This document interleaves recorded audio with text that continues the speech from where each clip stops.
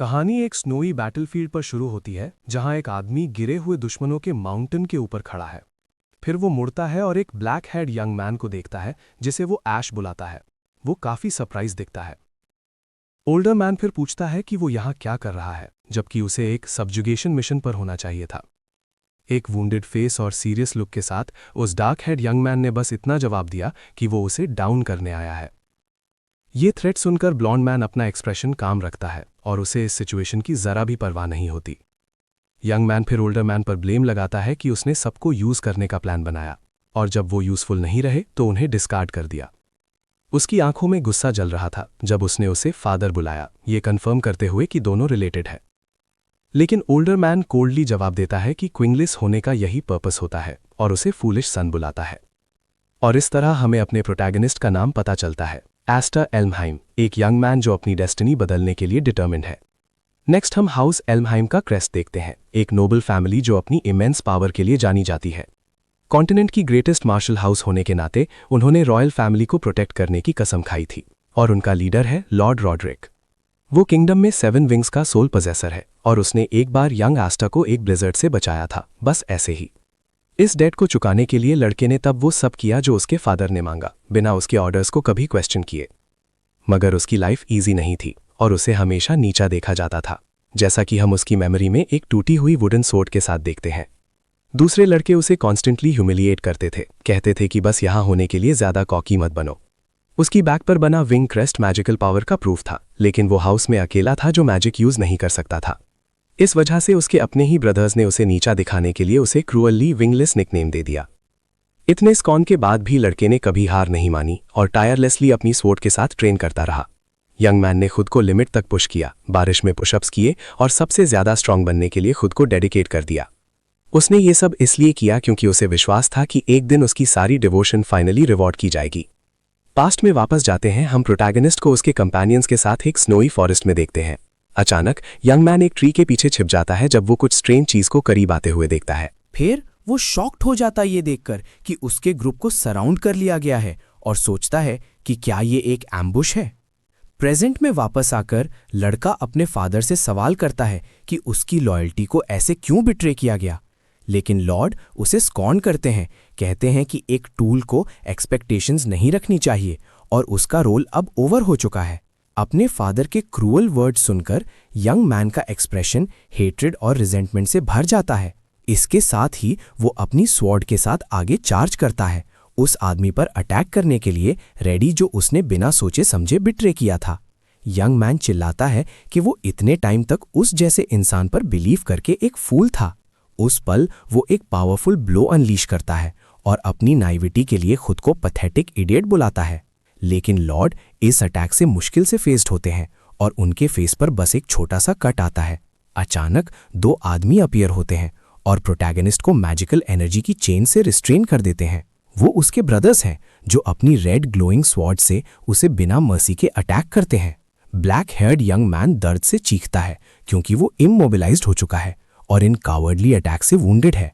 एक ब्रदर जमीन पर पड़े उस लड़के का मजाक उड़ाता है, कहता है कि a wingless person will always be wingless. वो तीनों उस हारे हुए यंग मैन के सामने खड़े हैं, जबकि उनमें से एक कहता है कि ग्रेवलिंग उस पर सूट करता है। स्नो में लेटे हुए वो पूछता है कि अगर एंड में उसे डिस्कार्ड ही करना था तो उसके फादर ने उसे अडॉप्ट ही क्यों किया। लॉर्ड फिर घुटने टेकते हैं और लड़के से कहते हैं कि वो खुद को धोखा ना दे क्योंकि वो कभी किसी काम का नहीं था। फिर वो यंग मैन के बाल पकड़ते हैं, उसे स्कॉनफुल गेज के साथ ऊपर देखने पर मजबूर करते हैं। आदमी रिवील करता है कि उसे बस 7 विंग्स की पावर चाहिए थी जो इस लड़के के अंदर थी।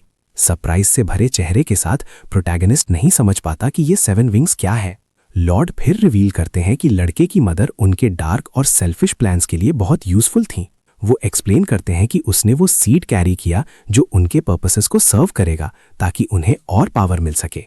डेस्परेट होकर यंग मैन स्नो में अपना हाथ आगे बढ़ाता है, उसे जाने से रोकने की कोशिश करता है, लेकिन कोई फायदा नहीं होता। हेट्रेड से भरकर वो अपने थॉट्स में चिल्लाता है, डिमांड करता है कि रॉड्रिक उसके क्वेश्चंस का आंसर दे, लेकिन लड़के को सिर्फ वो ठंडी स्नो महसूस होती है जो उसके नियरली फ्रोजन हाथ को छू रही है। एक लॉस्ट और होपलेस गेज के साथ वो सोचता है कि क्या उसकी जर्नी का ये एंड है। इस पर वो अपनी लाइफ के पर्पस पर सवाल करता है और सोचता है कि उसकी सारी सफरिंग किस लिए थी। अचानक सब कुछ वाइट और वार्म हो जाता है और वो सोचता है कि क्या वो आफ्टर लाइफ में है। स्नो देखकर वो किसी की बाहों में है, कंफ्यूज लग रहा है और सिचुएशन को बिल्कुल नहीं समझ पा रहा। बड़ी आंखों के साथ लड़का रियलाइज करता है कि ये कोई ड्रीम नहीं बल्कि रियलिटी है। वो छोटा बच्चा सोचता है कि वो कहाँ है, जबकि वो ठंडी अनप्रोटेक्टेड स्नो में पड़ा रहता है। फिर वो अपने स्मॉल बॉडी को देखता है और रियलाइज करता है कि उसके साथ कुछ बहुत स्ट्रेंज हो रहा है। वो अपना छोटा हाथ उठाता है और सवाल करता है कि क्या ये बॉडी सच में उसकी है। लड़का तब समझता है कि ये सिर्फ स्मॉल बॉडी नहीं है बल्कि एक बेबी की बॉडी है। उसे पकड़े हुए वुमेन को देखकर वो नोटिस करता है कि वो उसकी बाहों में लाइफलेस है। अचानक उसे आवाजें सुनाई देती हैं और किसी की आंखों में एक गोल्डन ग्लिंट दिखता है जो ऑर्डर्स दे रहा है। घोड़े पर सवार कुछ आदमी उस वुमेन को ब्लिजर्ड के बीच में डेस्परेटली ढूंढ रहे हैं। ग्रुप का लीडर उन्हें ऑर्डर देता है कि उस बेबी को वापस लाओ जिसे उसने सपोजिडली रॉड्रिक के लिए लिया था। नाम सुनते ही बेबी शॉक्ड हो जाता है और जो हो रहा है उसके डॉट्स कनेक्ट करने लगता है। वो समझता है कि रॉड्रिक एक बेबी को ढूंढ रहा था और वो बेबी वही है। वो सवाल करता है कि क्या हवा में फ्लोट करता हुआ वो बेबी सच में वही है। लड़के को याद आता है कि उसे एक ब्लिजर्ड में पाया गया था और वो समझता है कि वो पास्ट में वापस चला गया है। उसके आसपास गोल्डन लाइट्स चमकती हैं जब उसकी perception of reality completely change हो जाती है। ये सब रिडिकुलस लगता है, इसलिए वो डिसाइड करता है कि उसे इस सिचुएशन को बाद में कंफर्म करना होगा। वो छोटा बच्चा जानता है कि अगर वो वहां रहा तो वो फिर से ड्यूक के हाथों में चला जाएगा। डिटर्मिनेशन के साथ वो उस लाइफलेस वुमेन से दूर क्रॉल करना शुरू कर देता है। एक गोल्डन एनर्जी उसे एनवेलप कर लेती है और वो सोचता है कि उसे जितनी जल्दी हो सके एस्केप करना होगा। उसका छोटा हाथ ब्राइट ग्लो करता है जब वो खुद को आइसी स्नो से पुश करता है। अचानक उसकी सांस फूल जाती है और वो ठीक से ब्रीद न कर पाने की फ्रस्ट्रेशन में ग्रंट करता है। इस एफर्ट से उसके लिम्स को लगता है जैसे वो आग में जल रहे हैं और वो स्नो में एक ट्रेल छोड़ जाता है। गिड़गिड़ाने वाली लाइफ के बावजूद लड़का खुद से प्रॉमिस करता है कि वो सर्वाइव करेगा और उसके ट्रैजिक फ्यूचर की एक इमेज उसके माइंड में आती है। प्योर रेज के साथ रॉड्रिक की तरफ हाथ बढ़ाते हुए वो छोटा बच्चा कसम खाता है कि वो रॉड्रिक से अपना रिवेंज लेगा। सिर्फ एक बेबी होने के बावजूद भी वो उस वास्ट कोल्ड वाइटनेस में क्रॉल करता रहता है। एग्जॉस्टेड होकर लड़का फाइनली रास्ते में किसी के पैर देखकर पास आउट हो जाता है। एक छोटी वाइट हेड गर्ल अपने फादर को आवाज देती है जब उसे जमीन पर पड़ा वो बेबी मिलता है। फिर एक ग्रे हेड मैन अपीयर होता है। वो हाउस हाईफ्राइड का विस्काउंट है। वो लड़के को उठाता है और सोचता है कि इस जगह पर एक बेबी क्या कर रहा होगा। आदमी की बाहों में क्रेडल्ड उस छोटे बच्चे को फाइनली कुछ पीस मिलता है। विस्काउंट की आंखें सरप्राइज से फैल जाती हैं क्योंकि उसने कभी नहीं सोचा था कि उसे वहां कोई चाइल्ड मिलेगा। उस छोटे बच्चे को अपनी बाहों में पकड़े हुए विस्काउंट इंट्रीग्ड है और सोचता है कि ये चाइल्ड कौन हो सकता है। फिर वो स्नो में वो लॉन्ग ट्रेल नोटिस करता है और शॉक्ड हो जाता है कि इस बेबी ने अकेले कितना डिस्टेंस ट्रैवल किया है। इधर वो छोटा लड़का बस एक बहुत ही सरीन एक्सप्रेशन के साथ शांति से सो रहा है। एक डार्क प्लेस में लड़का सोचता है कि वो कहाँ है जब उसे दूसरे चाइल्ड की इमेज दिखती है। तब रेड हेड बेबी उसे एयर में मौजूद कई गोल्डन फेदर्स के बीच वेलकम करने आता हुआ लगता है। अचानक वो एक क्रिब में स्टार्टल्ड होकर जागता है और उस चीज के बारे में सोचता है जो उसने ड्रीम में देखी थी और जिसे उसे यूज नहीं करना चाहिए। तब उस छोटे बच्चे को 4 बच्चे घूरते हुए दिखते हैं और उनमें से एक कंफ्यूज होकर उससे कहता है कि इतना नॉटी मत बनो। वो लड़का सिचुएशन को बिल्कुल नहीं समझ पाता क्योंकि वो बाकी बच्चों से घिरा हुआ था। एक लड़की उसे पकड़ लेती है लेकिन वो ब्लैक हेड लड़का छूटने की स्ट्रगल करता है। एक लीप के साथ वो उसकी बाहों से निकलने में मैनेज हो जाता है जिससे बाकी बच्चे काफी सरप्राइज्ड हो जाते हैं। तुरंत वो लड़का डेस्परेट लुक के साथ रेंगना शुरू कर देता है। एक छोटी लड़की उसके बिहेवियर से शॉक्ड हो जाती है और उसे रुकने के लिए चिल्लाती है, लेकिन वो सुनता नहीं और एस्केप करता रहता है, सोचता है कि उसे क्यों चेस किया जा रहा है। डेस्परेट होकर प्रोटैगनिस्ट अपना हाथ आगे बढ़ाता है और उसकी बॉडी से गोल्डन एनर्जी निकलने लगती है। उसकी आंखें उसी गोल्डन कलर में इंटेंसली ग्लो करती हैं जो उसके नए जागे हुए मैजिकल ऑरा का था। अचानक वो फ्लोट करने लगता है और शॉक्ड हो जाता है कि ये रियल मैजिक है। अपनी ही पावर से सरप्राइज्ड होकर वो लड़का फ्लोट करता रहता है, समझ नहीं पाता कि क्या हो रहा है। फिर मैजिक फेल हो जाता है और वो बिना किसी कंट्रोल के बहुत तेजी से नीचे गिरने लगता है। पैनिक भरे चेहरे के साथ वो छोटा बच्चा इम्पैक्ट के लिए तैयार होता रहता है। जैसे ही वो गिरता रहता है, फॉर्चुनेटली वाइस काउंट वहां आता है और उसे पकड़ लेता है। उसे वो लड़का बहुत मिस्टीरियस लगता है।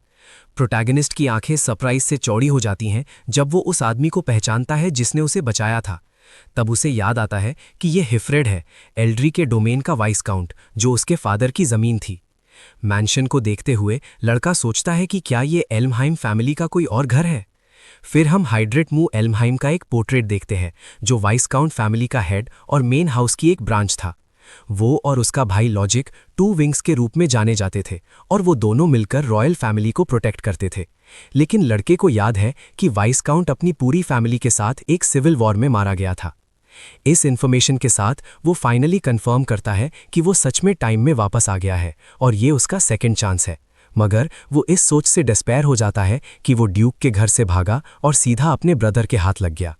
एक औरत उसे पकड़ती है और सोचती है कि क्या बच्चे का मैजिक आउट ऑफ कंट्रोल हो गया था जिसके कारण वो हवा में उड़ गया। फिर वो छोटे बच्चे पर जेंटली स्माइल करती है, खुश लगती है कि फाइनली वो उसके पास है। एक वार्म हग के साथ औरत उसे शांत करती है और कहती है कि अब उसे किसी चीज से डरने की जरूरत नहीं है। लड़का उस औरत के काइंड जेस्चर पर स्पीचलेस हो जाता है जो उसे बड़े प्यार से ट्रीट कर रही थी। इस दौरान वाइसकाउंट एक काम और थॉटफुल एक्सप्रेशन के साथ उन दोनों को ऑब्जर्व करता है। तब वो बड़े आदमी अपना हाथ आगे बढ़ाता है और कहता है कि इस बच्चे के पास ट्रिमेंडस पावर है। अपनी बात प्रूव करने के लिए वो बच्चे की शर्ट ऊपर करता है जिससे एक क्रेस्ट निशान दिखता है जो उसकी बातों का प्रूफ था। मिरर के रिफ्लेक्शन में हम देखते हैं कि वो आदमी और औरत शॉक्ड है क्योंकि वो 7 विंग्स के सिंबल को पहचान लेते हैं। अपनी बॉडी पर वो मार्क देखकर लड़का डिस्पेयर हो जाता है और सोचता है कि ये वहाँ क्यों है। उसकी आंखें इंटेंस गोल्ड में ग्लो करती हैं क्योंकि शॉक पूरी तरह से उसके माइंड पर हावी हो जाता है। तब उसे रॉडरिक की बातें याद आती हैं जिसने कहा था कि उसे 7 विंग्स की पावर चाहिए जो उसके पास थी। उस पल उसके माइंड में उसके फादर की मेमोरी फ्लैश होती है जो उसे एक गोल्ड और कैलकुलेटिंग तरीके से पकड़े हुए थे। लड़का फाइनली समझ जाता है कि उसे सिर्फ इसलिए लिया गया था ताकि फ्यूचर में उसके 7 विंग्स छीन लिए जाएं। गुस्से में लड़का सवाल करता है कि रॉड्रिक की हिम्मत कैसे हुई उसके विंग्स छीनने के बाद उसे विंगलेस कहने की। औरत अपनी बाहों में छोटे बच्चे के एक्सप्रेशन में है सडन चेंज से कंफ्यूज हो जाती है। औरत फिर विस्काउंट से पूछती है कि वो उस बच्चे के साथ क्या करना चाहता है जो उसकी बाहों में है। सवाल सुनकर छोटा बच्चा सोचता है कि सिचुएशन खराब है और उसे जल्दी एक्ट करना पड़ेगा। वो जानता है कि उसकी पावर एल्महाइम फैमिली के हाथों में नहीं जानी चाहिए क्योंकि उसे ये अपने रिवेंज के लिए चाहिए। लड़के के सरप्राइज के लिए बड़े आदमी ने बस ये कहा कि वो उसे अडॉप्ट कर लेंगे। ये अनएक्सपेक्टेड डिसीजन प्रोटैगनिस्ट को पूरी तरह से स्पीचलेस और बिना किसी रिएक्शन के छोड़ देता है।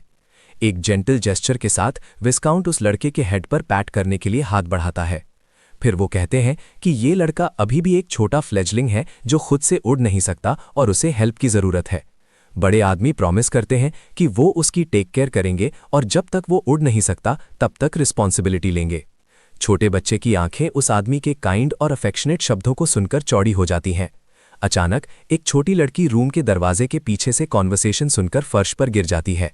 विस्काउंट को रियलाइज होता है कि सारे बच्चे पूरे समय कॉन्वर्सेशन को ईव्सड्रॉप कर रहे थे। तब उनमें से एक एडमिट करता है कि वो घर में नए बेबी के बारे में वरीड थे।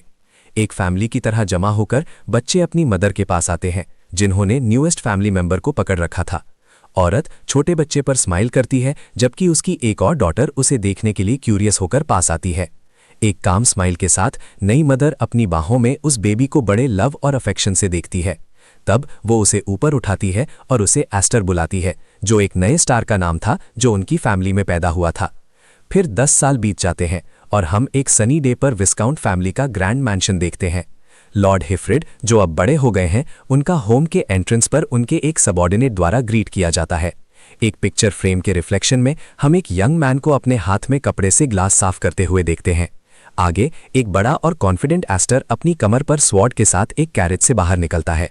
यंग मैन एक रेड हेड यंग वुमन को कैरेज से बाहर निकलने में हेल्प करता है, उसे सिस्टर एल्फिन बुलाता है। यंग वुमन उसके काइंड जेस्चर के लिए उसे थैंक करती है और हमें याद आता है कि वो उन बच्चों में से एक थी जिसने उसका वेलकम किया था। वो दोनों सीरियस एक्सप्रेशन के साथ साथ चलते हैं और वो अपने गोल पर बहुत फोकस्ड लगता है। वो स्वॉर्ड डांस असेंबली के रास्ते पर हैं जो नोबल्स के लिए एक बहुत इंपॉर्टेंट इवेंट है। ये एनुअल इवेंट एक ड्यूकल फैमिली द्वारा ऑर्गेनाइज किया जाता है और सारे नोबल मार्शल आर्ट्स हाउसेस को एक साथ लाता है।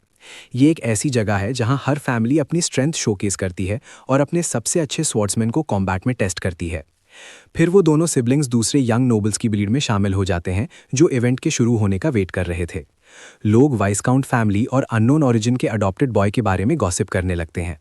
मलेशियस आइज के साथ वो सोचते हैं कि वाइसकाउंट फैमिली एल्महाइम नेम को कितना टार्निश करने की प्लान बना रही है। तब एक नोबल प्रोटैगनिस्ट की पीठ की तरफ इशारा करता है, उसे अडॉप्टेड बॉय के रूप में आइडेंटिफाई करता है। उसकी सिस्टर स्टेयर्स को नोटिस करती है और यंग मैन से कहती है कि इन मलिशियस कमेंट्स के बारे में वरी मत करो। एक क्लेंच्ड फिस्ट के साथ वो कहती है कि इस जगह पर वीक को हमेशा बिना किसी मर्सी के क्रश कर दिया जाता है। वो दोनों डिटर्मिन्ड लुक के साथ बगल में खड़े हैं, जो कुछ भी हो उसके लिए रेडी हैं। उनके फादर फिर एक्सप्लेन करते हैं कि नोबल्स के बीच वाइसकाउंट फैमिली की करंट स्टैंडिंग यही है। वाइसकाउंट आगे कहते हैं कि वो ये हार्श रियलिटी अपने अडॉप्टेड सन को दिखाना चाहते थे। एक सीरियस लुक के साथ बड़े आदमी फिर पूछते हैं कि क्या यंग मैन इस सिचुएशन से डिसअपॉइंटेड है, लेकिन एक कॉन्फिडेंट स्माइल और चमकती आंखों के साथ यंग मैन कहता है कि उसे उनकी कोल्डनेस की परवाह नहीं है। लड़के का फादर हंसता है, अपने सन के आंसर से रिलीव्ड होता है और काफ़ी प्राउड लगता है। अपनी पास्ट लाइफ में एस्टा का सोशल डेब्यू एक अरीना में शर्मनाक डिफीट से हुआ था। उस जगह पर बिटर मेमोरीज थे, लेकिन अब अपने 7 विंग्स वापस आने के बाद सब कुछ डिफरेंट होगा। अपनी गोल्डन आइज को तेज चमकाते हुए वो वाव करता है कि इस बार वो किसी से ह्यूमिलिएट नहीं होगा। फिर वो तीनों चलते हैं और इवेंट के ग्रैंड हॉल की तरफ बढ़ते हैं। आगे जो कुछ भी आने वाला है उसके लिए रेडी हैं।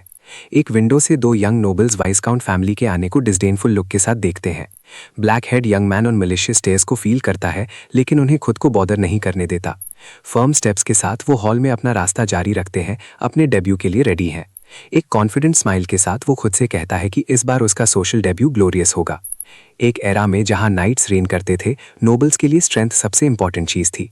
तब हम एक लाइट हेड यंग मैन को इवेंट के डुअल्स में से एक के दौरान अपनी स्वॉर्ड से फाइट करते हुए देखते हैं। नोबल्स के लिए पावर उनकी स्वॉर्ड मास्टरी और कॉम्बैट स्किल से नापी जाती थी। अरीना में होने वाली फाइट्स को स्वॉर्ड्समैनशिप का पिनेकल माना जाता था और ये बेस्ट वॉरियर्स का टेस्ट था। कॉम्बैट में मजेस्टी दिखाना ही नोबल का तरीका था अपनी रिनाउन और फैमिली की पावर को शो करने का। जैसे ही वो दोनों अरीना में फाइट करते हैं, क्राउड हर मूव को बहुत ध्यान से देख रही है। अचानक दोनों स्वॉर्ड्समैन एक स्विफ्ट और डिसाइसिव अटैक के साथ एक दूसरे पर चार्ज कर देते हैं, लेकिन पावर और मजेस्टी का एब्सोल्यूट सिंबल था वो मेडल, जो कुछ ही लोगों के पास सच में होता था। एक प्रिसाइज ब्लो के साथ लाइट हेड यंग मैन अपने अपोनेंट को डिसार्म करने और अरीना में डिफीट करने में मैनेज हो जाता है। Red head young man shock में है, क्योंकि उसे सबके सामने इतनी ह्यूमिलिएटिंगली डिफीट मिली है। विक्टर फिर अपनी स्वॉर्ड हरिस करता है, उस सिंबल को दिखाते हुए जो स्ट्रेंथ और मैजेस्टी को रिप्रेजेंट करता था। उसके हाथ पर वो शाइनिंग मार्क ही मेडल था, जो एक नाइट के रूप में उसकी पावर और ऑनर का प्रूफ था। एक बॉक्स से देखते हुए विस्काउंट की फैमिली कमेंट करती है कि ये जगह अभी भी उतनी ही ऑप्रेसिव है जितनी पहले थी। एक लड़की फिर कहती है कि अब उसे समझ आया कि उसकी दूसरी सिस्टर्स इस फेस्टिवल में क्यों नहीं आना चाहती थी।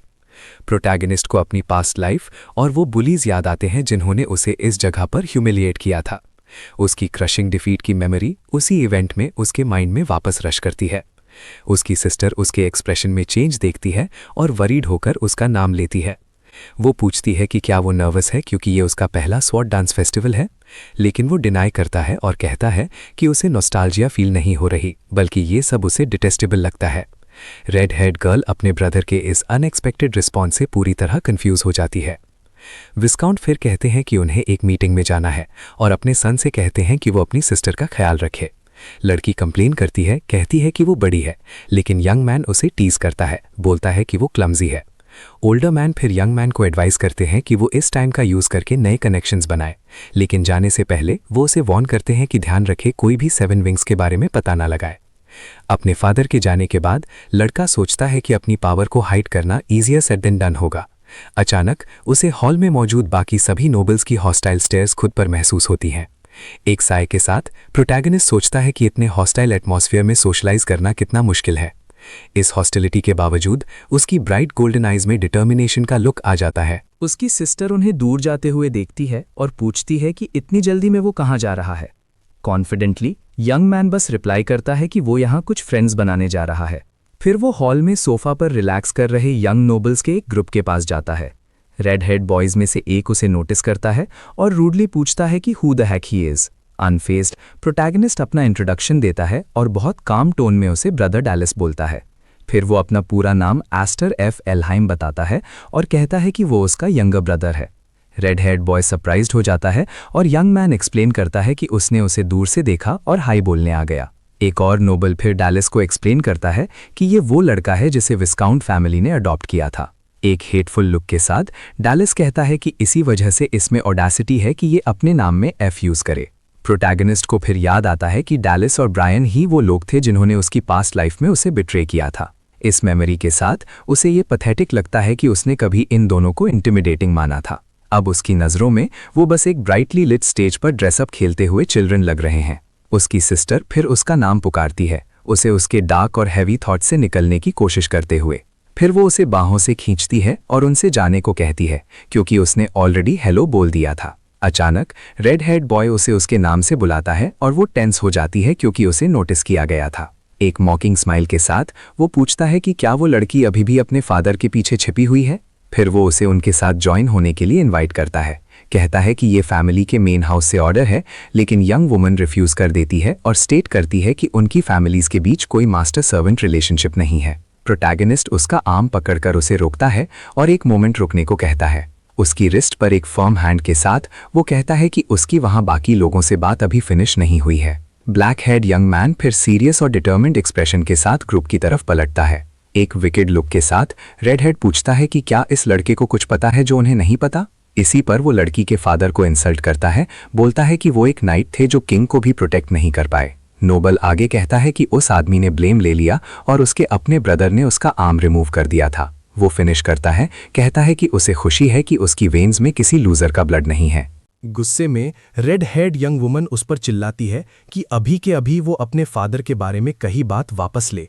विदाउट अ सेकेंड थॉट वो अपना ड्रिंक उसके चेहरे पर फेंकती है और कहती है कि वो ये इंसल्ट अलाउ नहीं करेगी। यंग मैन उसे इंसल्ट करता है और कहता है कि उसके फादर को उस जैसी डॉटर होने पर बहुत डिसअपॉइंटमेंट हुआ होगा। एक हेटफुल लुक के साथ वो उसे वॉर्न करता है कि ये कोई बॉलरूम नहीं है और उसे बिहेव करना चाहिए। नोबल उसे ह्यूमिलिएट करता है और कहता है कि अगली बार वो रैड्स पहने ताकि उसे गीला होने का माइंड ना हो। अचानक प्रोटैगनिस्ट अप्रोच करता है और कहता है कि वेन्यू पर आने से पहले वो वरीड था। फिर वो रिवील करता है कि उसे डर था कि उनका चेहरा दोबारा देखने के बाद भी उसे कोई एंगर फील नहीं होगा। एक डिटर्मिन्ड लुक के साथ वो कोल्डली अपने बगल में खड़े एक नोबल से एक बॉटल ग्रैब करता है। वो अपनी सिस्टर को देखता है और कहता है कि एक्चुअली उन्हें फेस करने के लिए दोबारा यहाँ आना एक रिलीफ की बात है। उसी पल यंग मैन बॉटल को एयर में टॉस करता है और एक प्रोवोकेटिव टोन के साथ डैलिस का अटेंशन खींचता है। रेड हेड नोबल के पास रिएक्ट करने का मुश्किल से टाइम होता है क्योंकि बॉटल तेजी से उसकी तरफ गिर रही होती है, लेकिन एक स्विफ्ट मूव के साथ वो मिड एयर में बॉटल को काट देता है और कहता है, it's good to see them again. Noble पूरी तरह से ड्रिंक से भीग चुका है और यंग मैन के एक्शन से शॉक्ड है। अपनी स्वॉर्ड हाथ में लेकर वो अपने अडॉप्टेड ब्रदर का सामना करता है, जबकि दूसरा उसे डेस्परेटली पुकारता है। यंग मैन फिर अपनी फिंगर पर ड्रिंक टेस्ट करता है और रियलाइज करता है कि वो सिर्फ ग्रेप जूस था। एक विकेट स्माइल के साथ वो कहता है कि ये ड्रिंक उस जैसे स्पॉइल्ड नोबल के लिए परफेक्ट मैच है। हम 3 साल पास्ट में जाते हैं, जहां एक वॉइस यंग मैन से फाइट के दौरान होल्ड ऑन करने को कहती है। उसकी एक सिस्टर डेस्परेटली रोती है और पूछती है कि क्या वो दूसरों को हर्ट करने की कोशिश कर रहा है। Golden energy out of control होने लगती है और उस मोमेंट में उसके साथ मौजूद छोटी लड़कियों को डरा देती है। 7 विंग्स की पावर डेंजरसली एक्सप्लोड होती है और उसने कभी इमेजिन नहीं किया था कि ये इतनी स्ट्रांग होगी। विस्काउंट बहुत कंसर्न्ड दिखते हैं और सोचते हैं कि क्या उस स्ट्रेंथ को सच में कंट्रोल किया जा सकता है।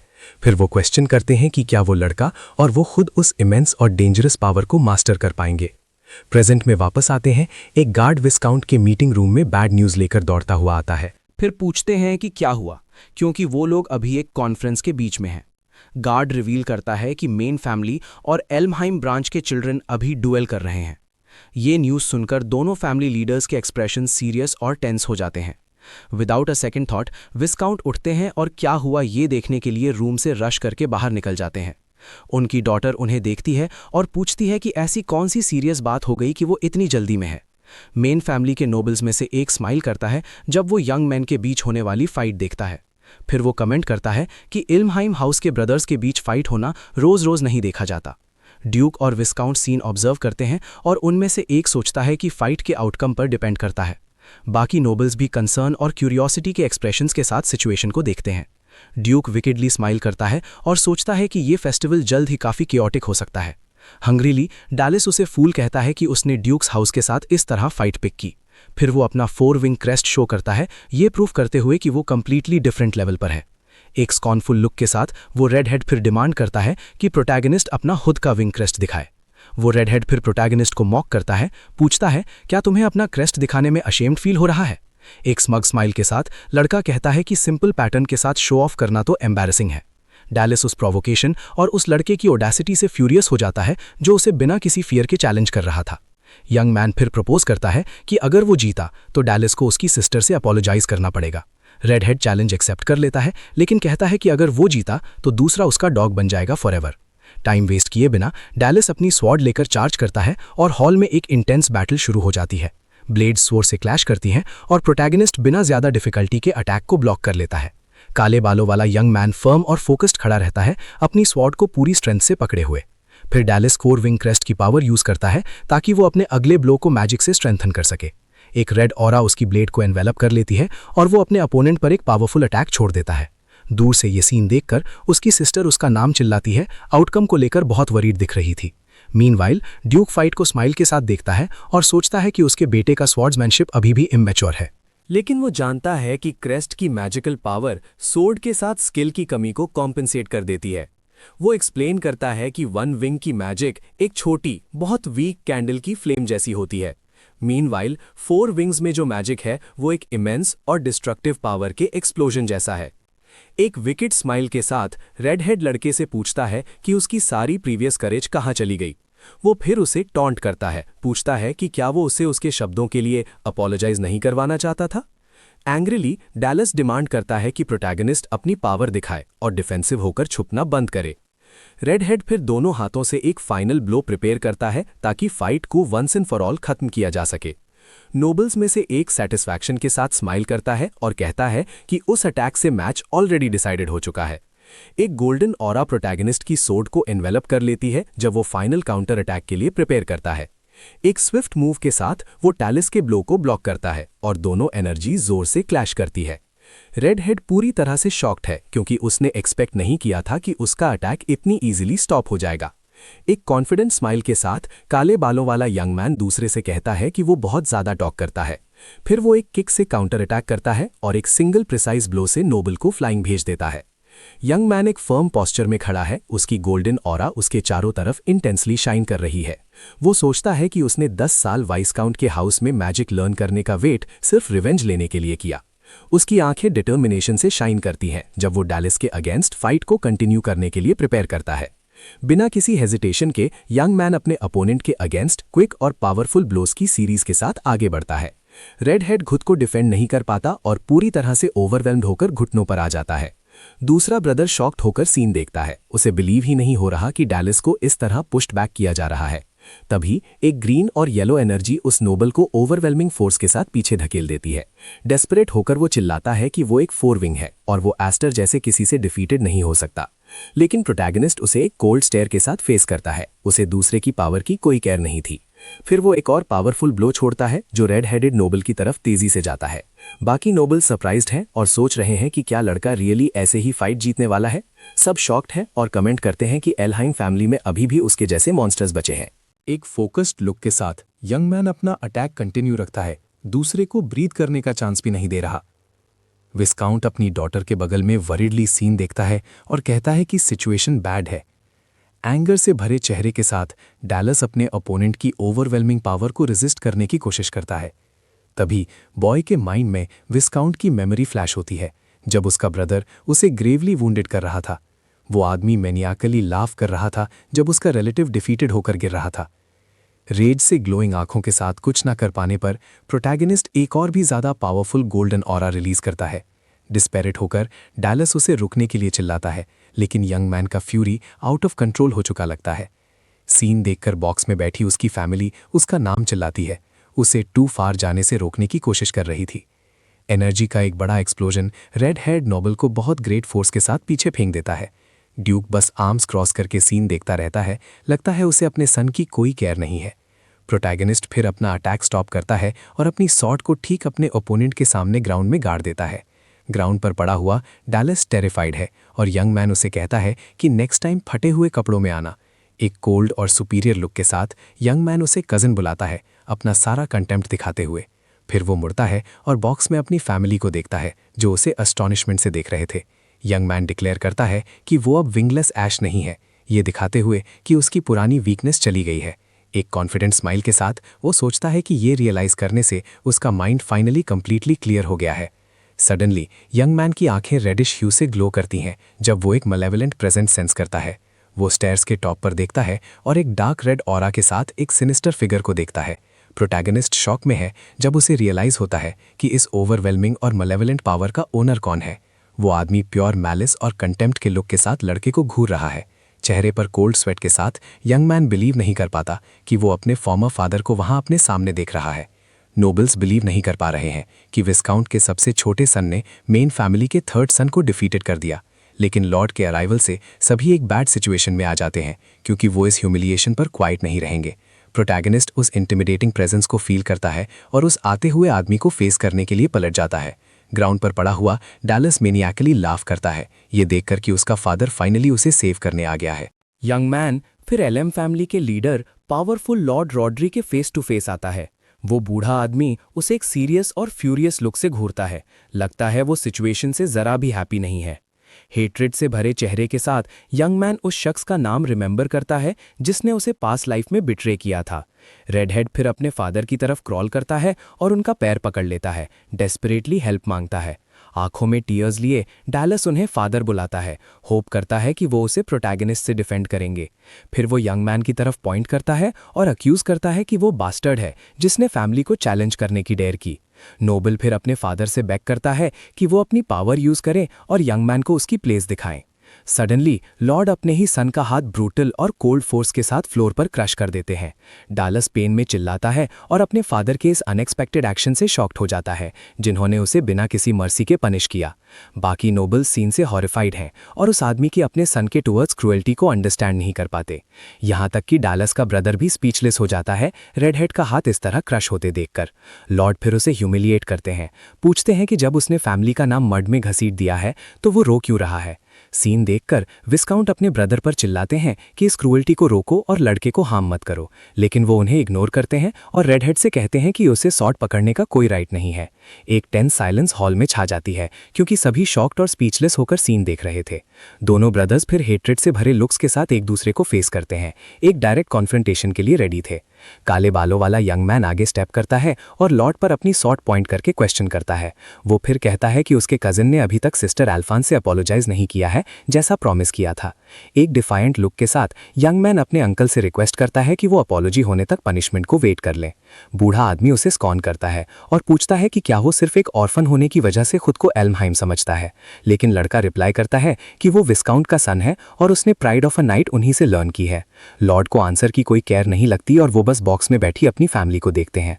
फिर वो उस यंग मैन पर अक्यूज करता है कि उसने अपनी एटीट्यूड से मेन फैमिली की रेप्यूटेशन खराब कर दी।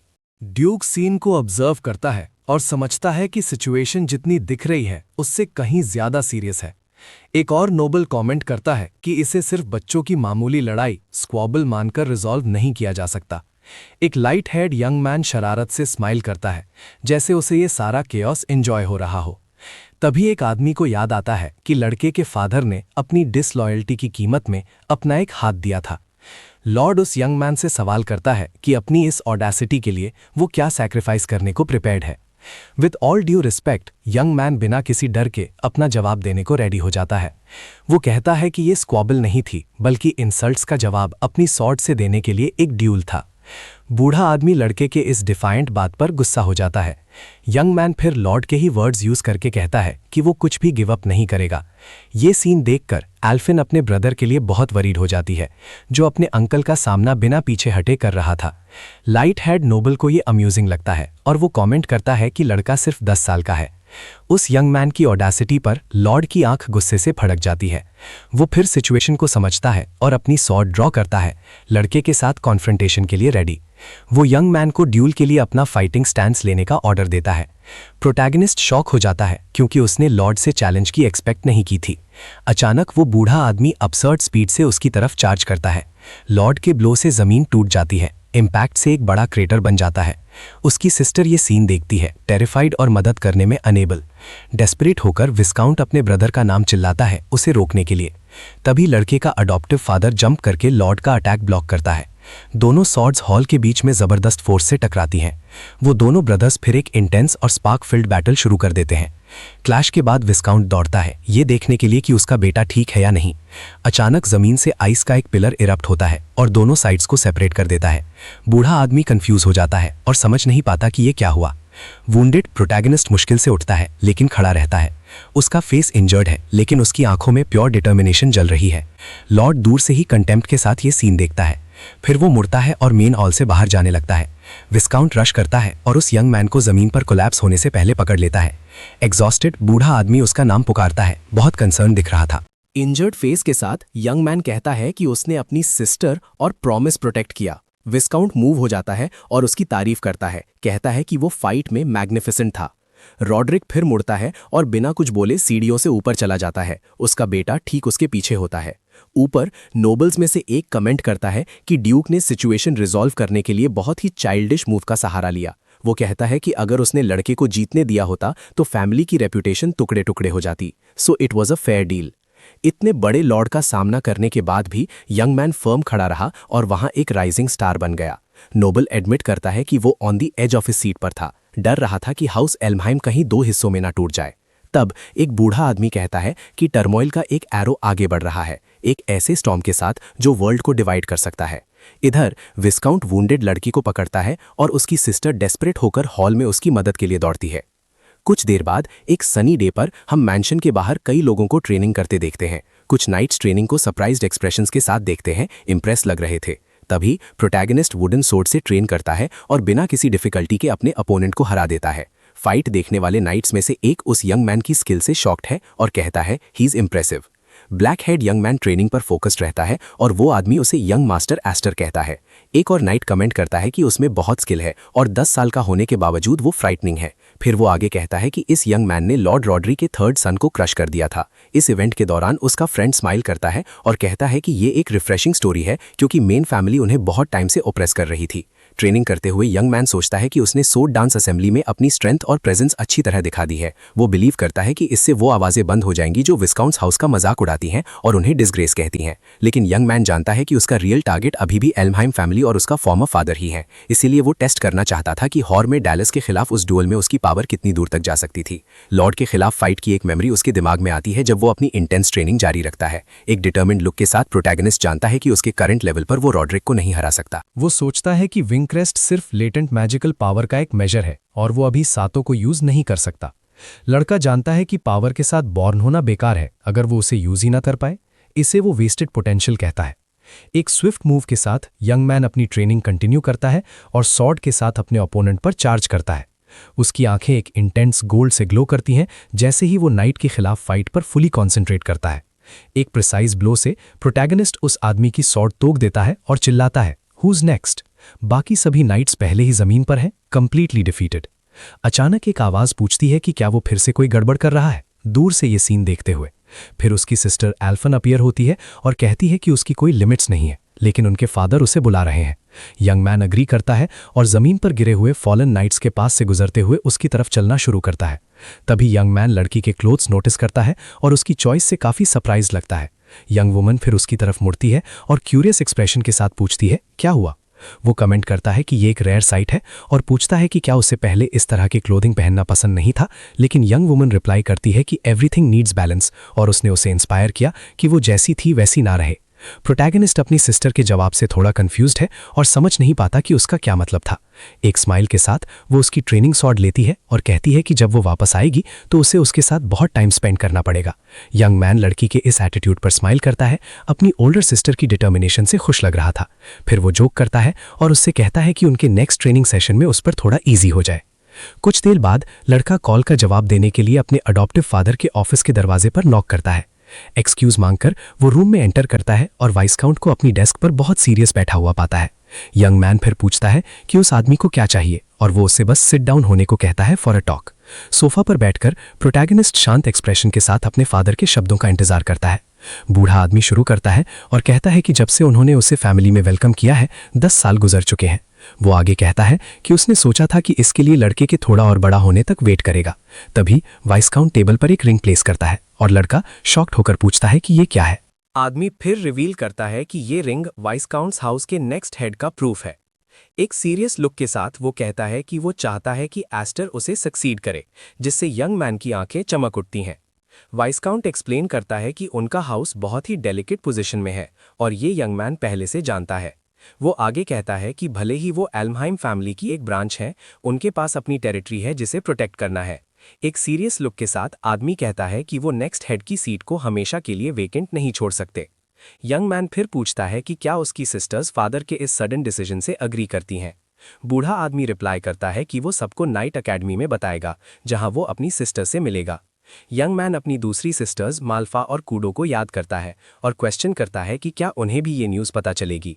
अपने थॉट्स में लड़का स्माइल करता है और कहता है कि वो इस बात से हैप्पी नहीं होंगी, स्पेशली कूडो। अडॉप्टिव फादर फिर एक्सप्लेन करते हैं कि वो उसे सिर्फ इसलिए पसंद नहीं करती क्योंकि वो 7 विंग्स के साथ बॉय पैदा हुआ था। ये सुनकर प्रोटैगनिस्ट खड़ा होता है और next head of the family बनने का ऑफर रिफ्यूज कर देता है। वो कहता है कि वो अपनी मैजिक कंट्रोल नहीं कर सकता और इमेच्योर होने की वजह से वो अपनी सिस्टर को हर्ट करने ही वाला था। ब्लैक हेड यंग मैन कहता है कि nothing can convince an angry sister और वो रेडी नहीं है। ओल्डर मैन बस अपने सन के एटीट्यूड को एक काम और थॉटफुल एक्सप्रेशन के साथ ऑब्जर्व करते हैं। वो फिर कमेंट करते हैं कि यंग मैन ने हमेशा उन्हें डाउट में डाला कि क्या वो सच में सिर्फ एक ऑर्डिनरी चाइल्ड था। एक स्माइल के साथ वाइस्काउंट कहते हैं कि उन्होंने रिंग को असेंबली के लिए एक रिवॉर्ड सोचा था और एक बॉक्स खोला, लेकिन वो आगे बढ़ते हैं और कहते हैं कि लगता है बॉय को वो चीज़ ज़्यादा पसंद आएगी जो उस बॉक्स के अंदर है। बॉक्स के कंटेंट्स देखकर लड़के की आईज सरप्राइज से वाइडन हो जाती हैं और वो वंडर करता है कि ये क्या है। ओल्डर मैन फिर रिवील करते हैं कि ये मैजिक स्वॉर्ड ग्राहम है, जो उनकी फैमिली का ट्रेजर है। This is the devilish diving magic blade, वो ओनली वेपन जो 7 विंग्स की पावर को कंट्रोल करने में केपेबल है। वाइस्काउंट फिर यंग मैन को एक फॉरेस्ट में ले जाते हैं और कहते हैं कि उनके प्लान के लिए ये प्लेस सही रहेगी। यंग मैन पूछता है कि वो ट्रेनिंग हॉल क्यों नहीं गए और ओल्डर मैन कहते हैं कि ये प्रिकॉशन है। फिर उन्हें याद आता है कि उनके अडॉप्टेड सन की ट्रेनिंग के दौरान चीज़ें तोड़ने की हैबिट है।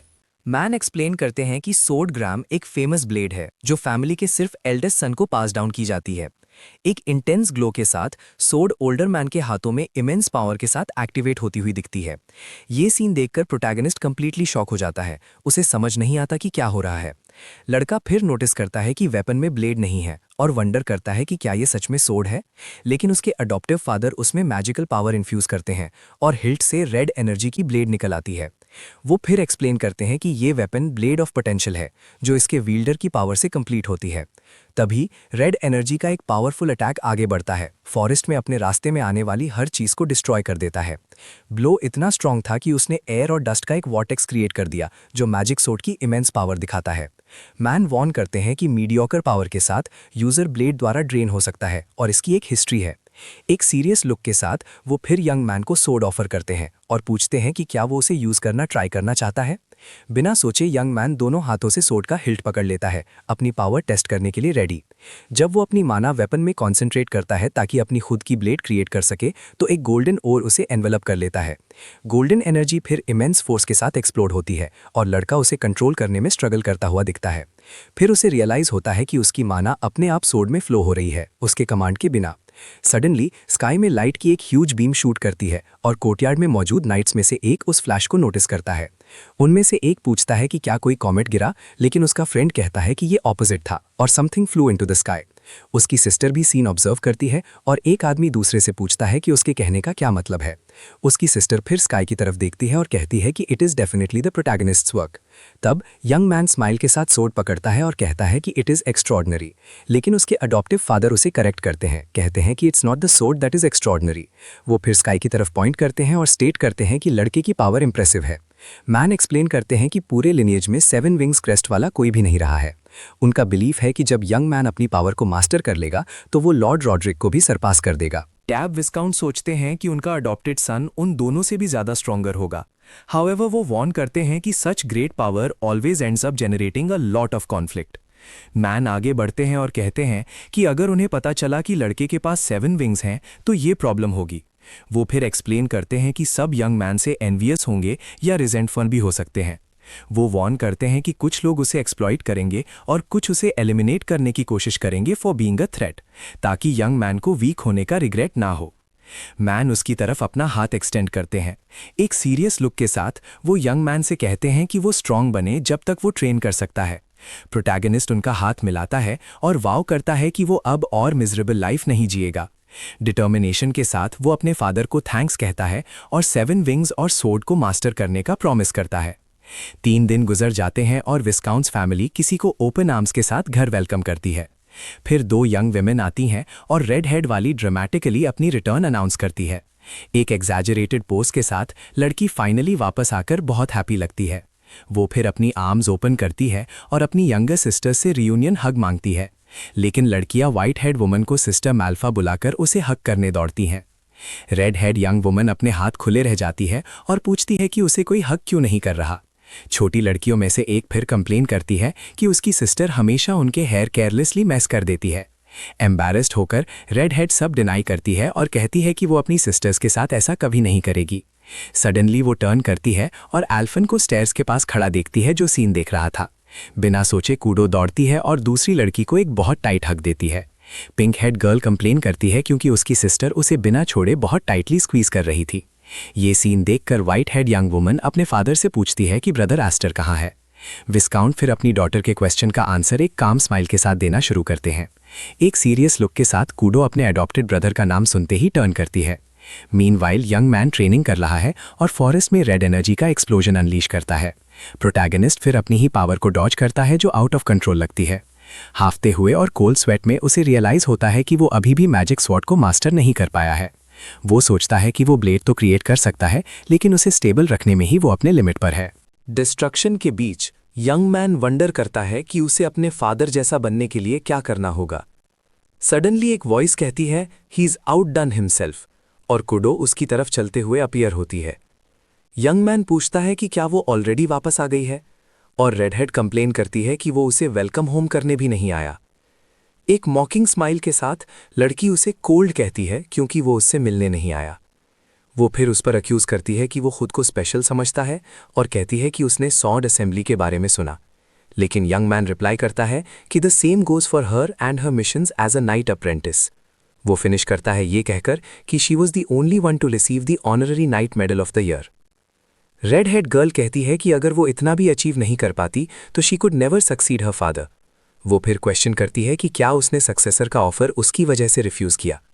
यंग मैन सोचता है कि उसके फादर ने ट्रबल क्रिएट कर दी और कहता है कि उसका वो इंटेंशन नहीं था। वो बस एक्सप्लेन करता है कि उसने अभी तक इतनी बड़ी रिस्पॉन्सिबिलिटी लेने के लिए वर्दी फील नहीं किया। रेड हेड फिर टर्न करती है और चलना शुरू कर देती है, अपने फादर और ब्रदर के बारे में बात करते हुए। वो उस पर मीन होने का अक्यूज करती है क्योंकि वो उसका ड्रीम जानता है और फिर भी वैसा एक्ट कर रहा है। ब्लैक हेड यंग मैन अपनी सिस्टर के रिएक्शन से कंप्लीटली कंफ्यूज हो जाता है। सडनली लड़की अपनी सोर्ड से अटैक करती है, उसकी डायरेक्शन में एनर्जी का एक स्लैश रिलीज करती है। अटैक एयर को काटता हुआ आगे बढ़ता है, अपने रास्ते में एक ट्री को डिस्ट्रॉय कर देता है। यंग मैन स्टार्टल्ड हो जाता है और जैसे ही ट्री ट्रंक एक्सप्लोड होता है वो नैरोली डॉज करता है। एंग्रीली वो पूछता है कि उसने अचानक बिना वार्निंग के उस पर अटैक क्यों किया। रेड हेड बस रिप्लाई करती है कि क्योंकि काफी टाइम हो गया था, she was going to test his skills. एक कॉन्फिडेंस स्माइल के साथ लड़की वॉर्न करती है कि next time she'll attack with everything she is got.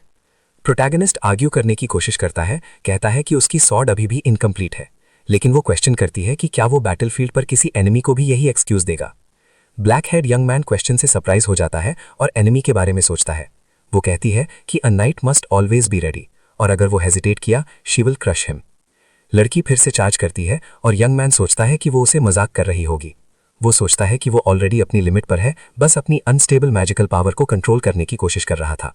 लेकिन वो समझ गया कि उसके पास कोई चॉइस नहीं है और अगर उसकी सिस्टर इतनी सीरियस है तो वो अपनी एनर्जी रिलीज कर देता है। फिर दोनों सिबलिंग्स की सोर्ड्स क्लैश होती हैं और लड़का डिस्पेयर हो जाता है, ये सोचकर कि वो सच में उसे हराने वाली है।